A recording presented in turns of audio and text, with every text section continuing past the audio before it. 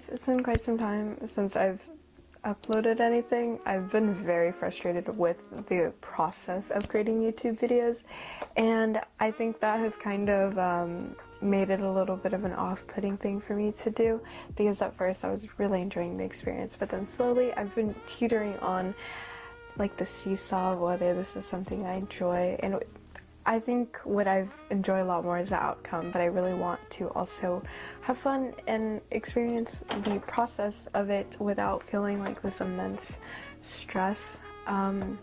With the first time that I filmed, I filmed like a video for the channel since my last one. I was very unhappy with the footage and I was not pleased with it, and it made me very upset.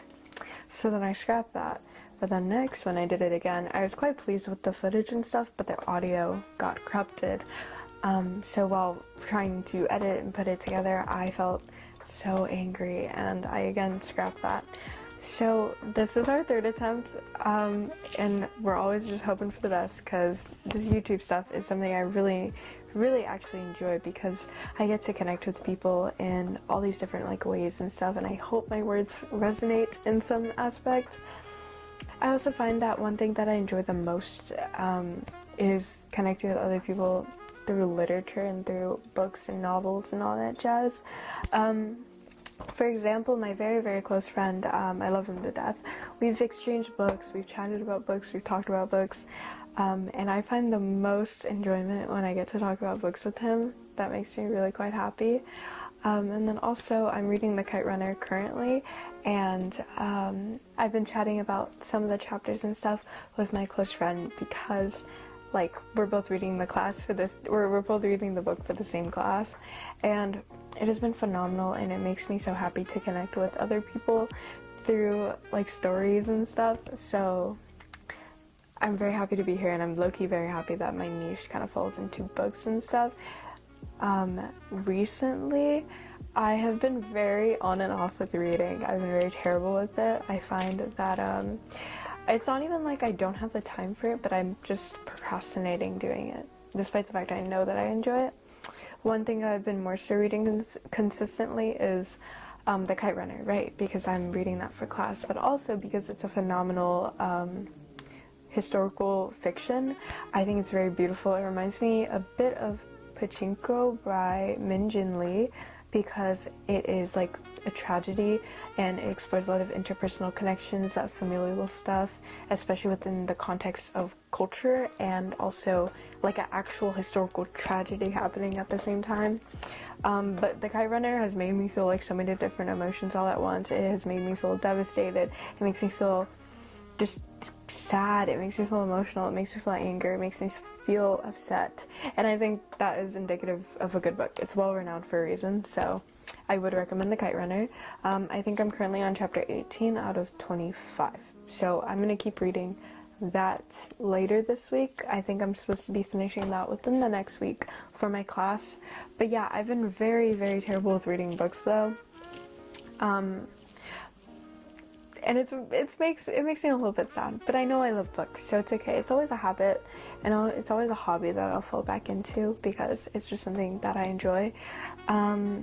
So there's that. Anyways, speaking of not even reading, wow, I've bought books. It's really bad, and I'm done for a long time now. I have texted my very close friend about it, I was calling with my very close friend about it, and that holds me accountable, because he looked at me with a little bit, like, he looked at me as if I should be a little bit shameful, and I should, because I really don't need that many. But yeah, I will kind of detail the book haul and kind of explain what intrigued me about each book, or why I picked up each book. I also wanted to touch upon my writing, my journaling and planning system, because this has been working phenomenally for me. It's been working really fantastically, and I've been really enjoying the system that I've built, because it helps me keep on track. It motivates me to kind of be more introspective and to write about like things that I'm thinking about more critically, if that makes sense. But I'll touch upon that in a little bit. And then also we're going to touch a little bit upon writing for my pen pals, or just writing in general, like cards and letters and stuff. I find that to be one of the most intimate forms of love and all that jazz. So I really want to talk to you guys about that soon because I've picked up a couple of pen pals. So I really love them and I would like to talk about them more as well. Also guys, I've begun to really like fountain pens. I just got my first one ever recently. This is a Platinum Preppy. I think this is the crystal fine, so I think it's a 0.3 millimeter tip or fine nib or whatever it is. I would not know specifics, but I'm pretty sure it's that. But it is very beautiful. I used a converter. So usually, or well, this initially came with a cartridge. So this is like black ink, but I really wanted to use like bottled ink or just other colors and stuff. So what I got was the pen itself, and then I got a Platinum Preppy converter. So it's this thing, and then you kind of have to shove it in there, and then there's this notch, and then you kind of twist in and out inside the ink bottle, and then that's how it kind of gets in there, and then you can use that as well. So right now I'm currently using the brand of the ink is Diamine, and the color is Writer's Blood, and it's this very beautiful and gorgeous color. I want to show you guys, whenever I start like hobbies and stuff, or whenever I find an interest in something, I kind of go full send. So I'm doing a lot of restraint right now to prevent myself from going too crazy with like falling into like fountain pens and stuff. I don't know how it'll show up on camera, but it's like this very gorgeous like burgundy red color, and there's a bit of like a pinkish tone to it, but it's very pretty. Look at that. But I'll write something with it. But yeah, it's been making me feel very, what's the word? Graceful, because it's just such a beautiful way to like write and stuff. And I've been writing for my pen pals. Well, I wrote my first letter to one of my new pen pals with my fountain pen with the ink and stuff, so it's very cool. Yeah, so that has been my newfound love, and I will update you guys as that love grows, but I will be very gradual with that, I think, because I want to be very mindful of my consumption of it, especially since it's more so of a new thing I'm very interested in. But I've always been very interested in like pens and like writing utensils and all that stuff, so this is kind of just another tool in my tool belt, I guess. Okay, here is the haul now of these 12 books. I always buy books from used bookstores and used bookstores and web stores. So let's get started with the haul and why I got the books. Yeah, so we have Death in Midsummer by Yukio Mishima. The reason why I picked this up was because it was a literal $1. It was in my used bookstore in like the deal section, and so I always love going into that section and looking for books because you will always find books with what's it called? Annotation. And like I said, I think I've said this before, but I always find like annotation within a book to be very intimate experience. Like it's like an art form to me because I get to kind of see the insight into another person's mind while reading a book, and then I get to also have my own, and then it's like a combination of insight, and it's also just a really like gorgeous like practice, I guess, to annotate in the first place, and then to like kind of know that your book still exists out into the world somewhere, because I assume they sold it, but to know that your book kind of exists out into the world somewhere and there's someone else reading it, and I think that's very beautiful. So yeah, this is Death in Midsummer by Yukio Mishima. The reason why I picked this up was because Yukio Mishima. I really want to get more into Japanese literature, so I've heard Yukio Mishima's like name tossed around in like book communities and stuff, and I just really want to dive deeper into like this kind of literature that is not Haruki Murakami, if that makes sense, because I want to kind of expand that out from just reading like Haruki Murakami, because I have a couple books from him. I think IQ84, 1Q84. I have Sputnik Sweetheart, Wind Up Bird Chronicles. So I want to expand out into other authors, and I've heard that Yukio Mishima is fantastic. So these next two books go hand in hand, but these are, this is the Divine Comedy.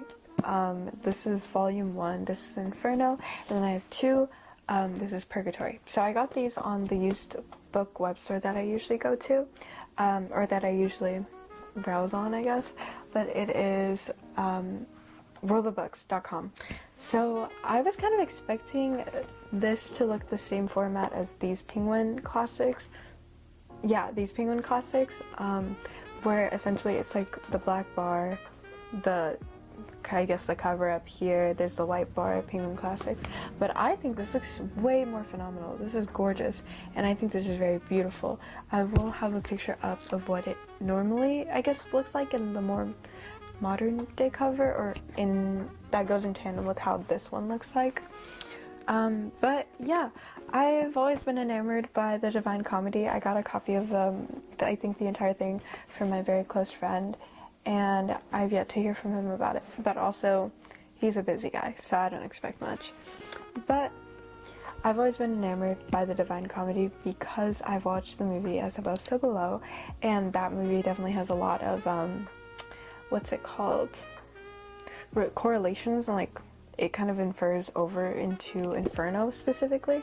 And I really love the movie As Above, So Below. I have it on DVD somewhere on my shelf, but I really enjoyed that movie. So that was what initially got me into it. But I think my further reasoning for that was because I read the short story I Have No Mouth and I Must Scream by Harlan Ellison, and I thought that was phenomenal. I think it's only 11 pages and you can find a PDF if you search it up. Read it. It's super short. It'll take you like 30 minutes maybe at most. I think it's really phenomenal. It is a little bit graphic and a little bit violent, but it is essentially about like this Allied Master Computer, that's what it's called, AM. He basically he gains sentience. I think this is in the midst of like a war. I think after the Cold War, I think that was adjusted in the game. I can't remember this very specific details, but in the midst of a war, humans kind of relied on computers and stuff, and there was like the Russian master computer, there's a Chinese master computer. I might be misremembering, but for sure there was the American master computer. But I think the American one took over all of them, became the Allied master computer, and basically gains sentience, hates the entire world, kills off everyone in the world except for 5 people who he kind of tortures forever and ever and ever. And it's very, very phenomenal. It's very nerve-wracking, it's very grotesque, and it's one of my favorite short stories. But I'm pretty sure after I read that, I played the game, and there's a reference to the Divine Comedy in the game. So I was like, guys, that was my incentive. So more so recently, I think I've been really wanting a copy of Divine Comedy for a long time, but this was like my plunge into it. So I have Inferno and Purgatory, and once I've read these 2, I will get the 3rd one. Continuing, we have Invitation to a Beheading by Vladimir Nabokov. At first, it was just the name, the author's name, and I have a couple of Nabokov books already, but I really liked the concept of this. I thought it was really interesting. Basically, a man is put to death because of like this very imaginary crime that it literally is defined as having no definition, or defies all definition. Yeah, so I thought that was really interesting. But then he gets put to death and he gets invited by all these different like people and stuff, but when he's being brought to the actual beheading, he wills for them to all disappear, or for all his executioners to disappear, and then they do, along with the whole world that they inhabit. I really like Nabokov's reading. I really like the writing style. I think it's very, very intriguing and very fun. I read a bit of Pale Fire, which I really quite liked. I also need to finish Pale Fire, but I've read a bit of Pale Fire, which I really quite liked. I've taken some quotes from there that kind of, it reminds me a bit of The Fall, I guess, by Albert Camus. Pale Fire, I mean. So I just really like Nabokov, I think, as a writer, so, or as an author. So I picked up Invitation to a Beheading, and I think it was like $5, so it wasn't very steep of a price, and that was also another reason why I was like, you know what, it's another one to add to my list of Nabokov books that I own. Next, we have Agua Viva by Clarice Lispector. Guys, I really love Taylor Russell so much. She is the actor for Marin and Bones and All, and she's also another character in Waves, which is a really phenomenal movie that I watched with my very close friend. And I really love the way that like Taylor Russell speaks. I think she's very soft-spoken, I think very articulate, very eloquent, and I very much admire that. But so whenever I have those short spurts of like kind of obsessions over in like an actor or a celebrity, I guess, I kind of go ham on it. And this was a book that she's read before, I believe, and I think she spoke highly of it. But also my sweet, beautiful, lovely friend Summer, she gave this recommendation to one of her friends. I was in the mix, and then I was like, okay, you know what? First Taylor Russell, second my angel of a friend. Gorgeous. So I picked up Agua Viva, and I think a slight other motivator though is because I read Near to the Wild Heart by the same author, and I think, I said this before, but I think that book would serve me a lot better now than it did then when I first read it, and I really want to continue to kind of, I don't know, I just want to jump on the Clarice Lispector bandwagon because I think there's something phenomenal about it there. I think Near to the Wild Heart had a lot of very relatable like kind of points and stuff, so this is me giving her another chance, but more so it's me giving myself another chance at enjoying a book that I'm sure that I will love, and it's also relatively short, so yeah. Next we have Paprika by Yasutaka Susui. Sorry, I don't know Japanese, and I'm very sure I'm mispronouncing that, but the reason why I got this book is because one of my favorite movies in the world is Perfect Blue. 1997, I believe, was when it came out. And I think that it's such a phenomenal movie. It's very anxiety-inducing. When I was watching that film, I literally felt my heart like drop down to like my ass. Like it was so like it was so phenomenal. And basically, it's a psychological thriller where a girl leaves like her pop group that she's in, and then she's also like she's doing that to then go into acting, and then she's grappling with this whole sense of self after leaving like this huge part of her identity. And it kind of shows up in a lot of different ways. There's a stalker, there is a figure of just like her, and it's like just very taunting. It's very taunting, but it's very lovely. So that's one of my favorite movies, and after I watched that movie, I stalked the filmography, I think that's how you refer to it, of the director Satoshi Kon, and I find that he also directed a movie called Paprika, and then I find out that Paprika the movie is based on Paprika the novel. So I picked this up. I think it's also very in theme with what I like about Perfect Blue, I guess. It's just that kind of grotesque-ish kind of vibe. I will read to you guys the back so you guys can get it, because I don't think I could articulate it in a better way. But when prototype models for a dream-invading device go missing at the Institute for Psychiatric Research, employees soon learn that someone is using these new machines to drive them all insane. Brilliant psychotherapist Atsuko Chiba, whose alter ego is a dream detective named Paprika, realizes she's in danger. She must venture into the dream world in order to fight her mysterious opponents. Soon nightmares begin to leak into daily life, and the borderline between dream and reality grows unclear. The future of the waking world is at stake. So I think that's very interesting. I really love the very concept of dreams and reality just kind of meshing into each other and stuff. So I think this would be really phenomenal. I've been using that word a lot recently, but I think once I finish this, I will actually watch the film Paprika. I think the director is actually stunning, like fantastic. So I'm very excited to read this. The Dry Heart by Natalia Ginsburg. I actually have again, I feel like the intrigue was just that this sounded like a good story, and I liked the cover a lot. But basically, the book begins and ends with this matter-of-fact pronouncement: "I shot him between the eyes." So essentially it's about a woman who just like kills her husband, I'm pretty sure, and I find that really like intriguing, I guess. And also I really like this specific quote from the back. Stripped of any preciousness or sentimentality, Natalia Ginsburg writing here is white hot, tempered by rage. That is such a sick way to describe something, and I'm very excited to read this as well. It's also relatively short, so I imagine that I will kind of breeze through it. It's actually like under 90 pages, so I'll let you guys know once I read this. Next we have The Little Prince by Antoine de... oh, I don't know guys, Antoine de Saint-Exupéry? Sorry if I'm butchering that terribly, but this is The Little Prince. I've heard this is or I know that this is a children's book, but I've heard that this is very nostalgic for a lot of people within their childhoods. And when I looked at the book on Goodreads, all of my Goodread buddies have rated this at like a 5 stars. So I think this would be really fun. Sometimes you kind of need something like kind of clear and simple to kind of push you forward, I guess. Because I find that sometimes reading some of the books that I read, I find that I'm kind of in like a rut because it's like these very complex like forms of writing. Sometimes you kind of need that clear-cut like children's book to just push you out of that.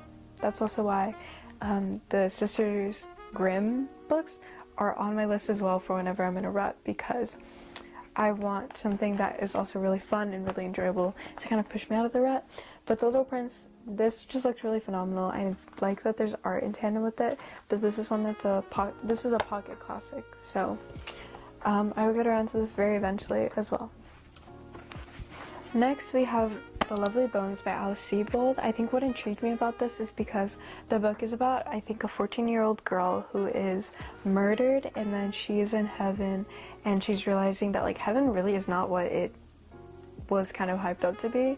That, and also she's kind of watching like her family like grieve, her killer get away with the murder, or the killer kind of scramble after murdering her, and it's like this whole thing, and I think that's very intriguing. I really don't know how I'll enjoy this though. This is a mystery book, which I actually really quite like actually, so maybe I'll actually really enjoy this because I haven't touched a mystery book in a long while, and so I actually hope I really enjoy this. I'm really glad to be back into the mystery genre then.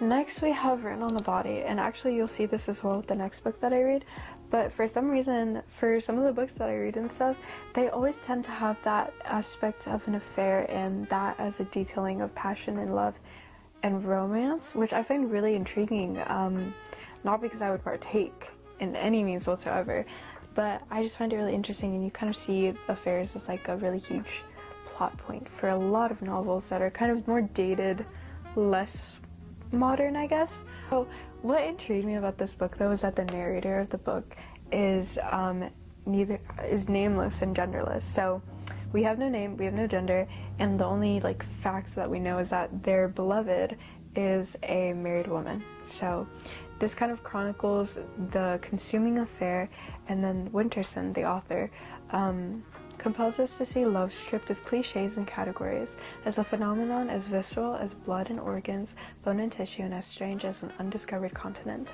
I really like the very queer aspect of it, just because the narrator is nameless and genderless. That's just kind of how it goes, and I think that's how it's tagged on Goodreads, but nonetheless, I'm very interested in this. This was actually a recommendation from a Substack writer that I really quite like.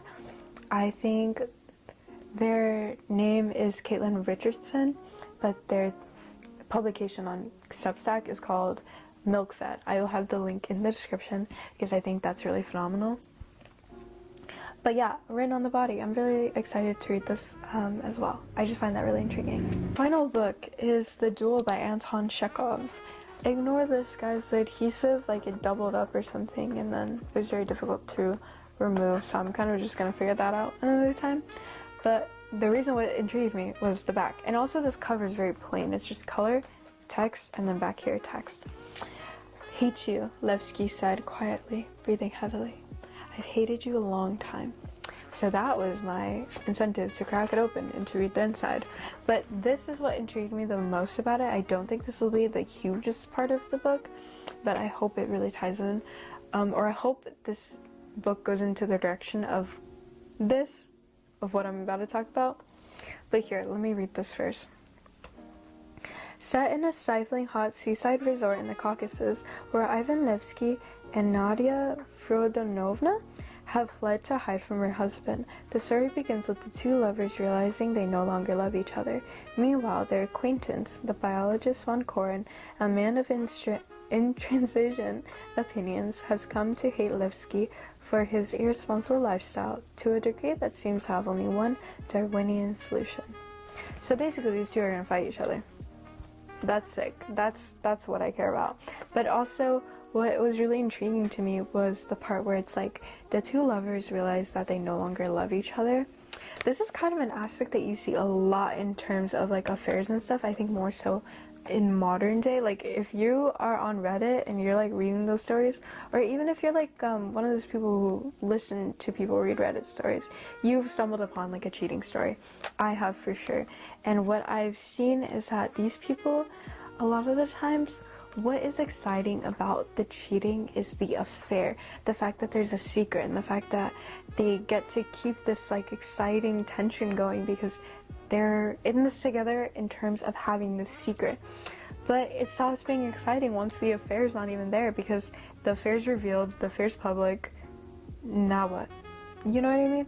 That is what intrigues me about this. I do hope they touch upon that. I hope they go into that, but we'll see on that. But also it's a duel, and I like the implications that it's kind of a very grotesque, very incoherent kind of fight, I guess, like Darwinian solution. Love that.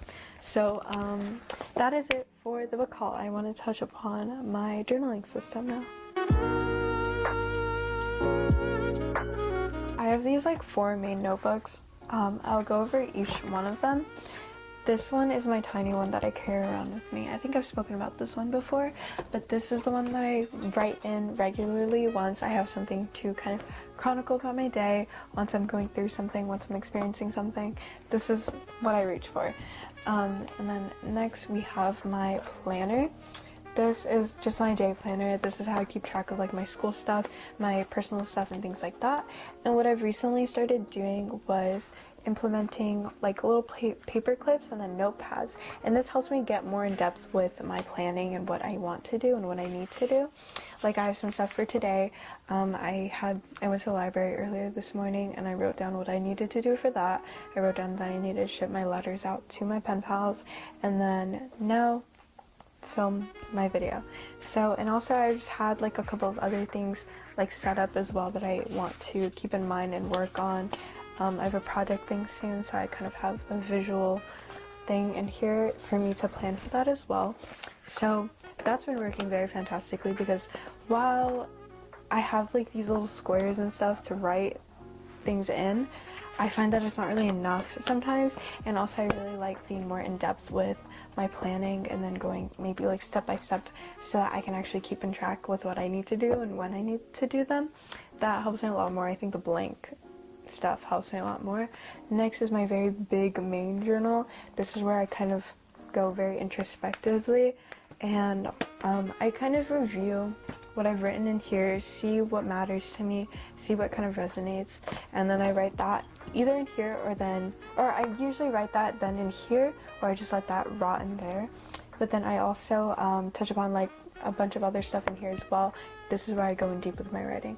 Also, I do a lot of like very physical stuff in here. Like what I'll do is I'll just like keep stuff and then I'll put that in here, and then I get to look back on that as well. It's very fun for me, and it's very beautiful because then I get to kind of scrapbook, put together things in a very particular way, and then I get an excuse to use my stickers too, because I have a lot of stickers. I usually use them for my pen pals as well, but sometimes I don't think that's enough, and sometimes I don't think I'll ever finish like all my stickers. Lastly, I also have another one. This one's something I started a while back, but I'm trying to be more mindful of and implement that more. But these are more reading notes, or notes on like the media that I consume, so that I can kind of take away more from that than just like kind of reading it and moving on, because I have a terrible memory, so writing stuff down definitely helps a lot better for me to keep track of things and to remember things. So I started this a while ago, but then I just never continued with it, because I thought it just felt like so much pressure, and then was just weird, but I want to kind of start doing that again, or be a little bit more haphazard with it. I think it might be better though if I did that in a blank journal, but I've had this one for a while, so I'll continue with this one until another time.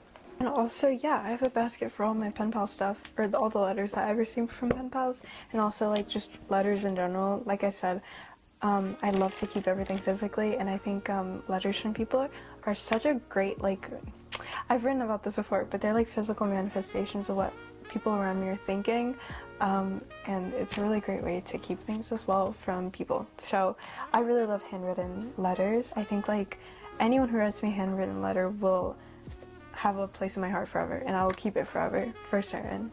That's why I have a basket. So yeah, honestly, I think that's all that I wanted to talk about. Thank you guys so much for watching. I know that I've been very inactive for a while, but I'm very happy to be back, very happy to be chatting. Thank you guys so much. I really appreciate it. Love you.